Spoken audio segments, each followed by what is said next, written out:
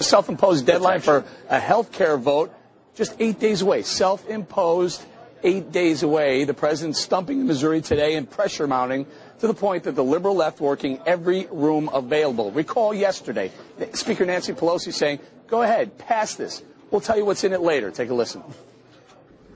You've heard about the controversies within the bill, the process about the bill, one of the items. But I don't know if you have heard that it is a legislation for the future. Not just about health care for America, but about a healthier America.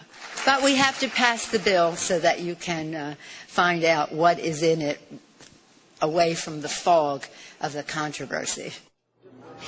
All right, so we beat her up for that yesterday. I wanted to play it again because today, Mr. Mike Pence, the Republican from Indiana, didn't really trust Pelosi. Take a listen to this. It is truly astonishing that the Speaker of the House said yesterday here in Washington, D.C., that we need to pass the bill so we can find out what's in it. Madam Speaker, the American people know what's in this bill, and they don't want it. Maybe Mr. Pence was watching Happy Hour yesterday. He agrees with us. So, with so many votes to get and so little time, let's get Representative Roy Blunt's take. He's a Republican from Missouri, home state of where Mr. Obama is right now, sir. Well, what about it? Nancy Pelosi wants the no votes or the undecided votes. So go ahead, pass this thing. We'll figure it out. What advice would you give to your Democratic colleagues? Well, it seems like to me that that's about as weak a selling point as you could possibly have. But they've gotten themselves in a very bad position. The president, in his speech a few minutes from now, will have given 52 speeches as president on health care. He thought at the State of the Union message still that, well, he said it may be my fault. People just don't understand this yet. I think Mike Pence was right. People do understand the overall direction that this heads the country, and they don't want to go there. Doesn't mean they don't want to change the system or there aren't great ideas that lots of members of Congress, including me, would be for to change the system, but they don't want to change it in this way, and they know we can't afford it. The number one reason that people should be concerned about this health care bill is it costs too much, and there are better ways to get more competition, make the insurance companies work harder, have more transparency in health care. There are so many things we could do that wouldn't cost billions and hundreds of billions of dollars.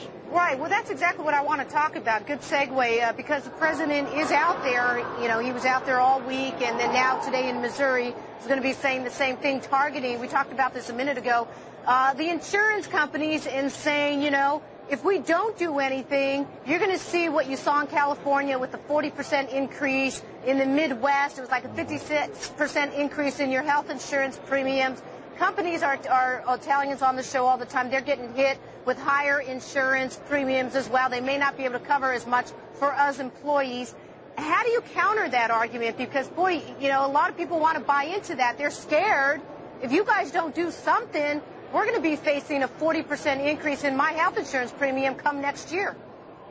Well, access to coverage does matter. The only bill anybody's offered on either the House or the Senate floor was the Republican alternative in the House, which the Congressional Budget Office said would lower insurance coverage for everybody, big group, medium-sized group, small group, people who buy as individuals, because we did equalize the tax treatment, as you were talking about earlier in that bill. We did medical liability reform. We did associated health plans so that the little restaurant could become part of the Missouri Restaurant Association or the National Federation of Independent Business. We did buying across state lines. Now, the insurance companies don't particularly like buying across state lines, and the 6 times I voted as a House member to send that bill successfully to the Senate, that it never got on the Senate floor. The insurance companies didn't like that either. But more competition, making the insurance companies work harder for your business to get it and keep it, is the solution here. The solution is not to eliminate competition by government competing or by spending $200 billion a year of money that we don't have.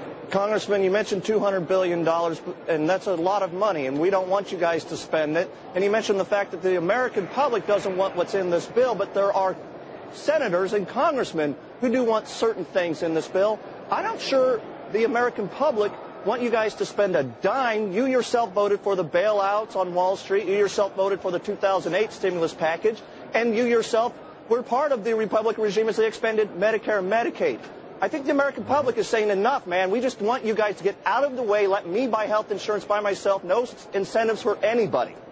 Well, I think the incentives should be fair for everybody, and I'm not sure there was ever a question in there. But if the question was like trying last September to do something to stabilize the economy, almost all of the money I voted for is back with interest. I didn't vote for the second half when we started talking about bailing out car companies and everything else. But the money's back.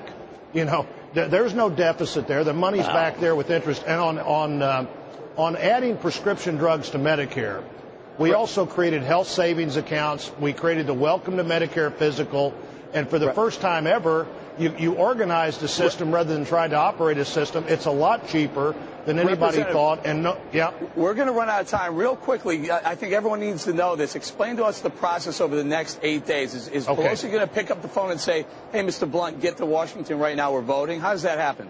Well, she might do that. And surely they're not going to do that till they think they've got the votes. They're obviously doing everything they can to convince their members that no matter how much you hate the Senate bill or how hard it's going to be to explain that you voted for the Cornhusker Compromise and the Louisiana Purchase and Medicare Advantage only in parts of Florida, that you've got to do this. I'm not sure they can convince their members to do that based on the fact that some of the problems might be able to be solved by a reconciliation bill. But there are lots of ideas out there. I've got 12 bills you can find by looking at royblunt.gov.com that would help make this system more competitive and better. The question here is not do what the president and Nancy Pelosi and Harry Reid want to do or don't do anything. It's do things that make sense for fixing what's broken but keeping what's working in a system that the underlying parts of which are the best health care delivery system in the world. All right. Congressman Roy Blunt, we'll leave it there from Missouri. Thank you very much for joining us for Happy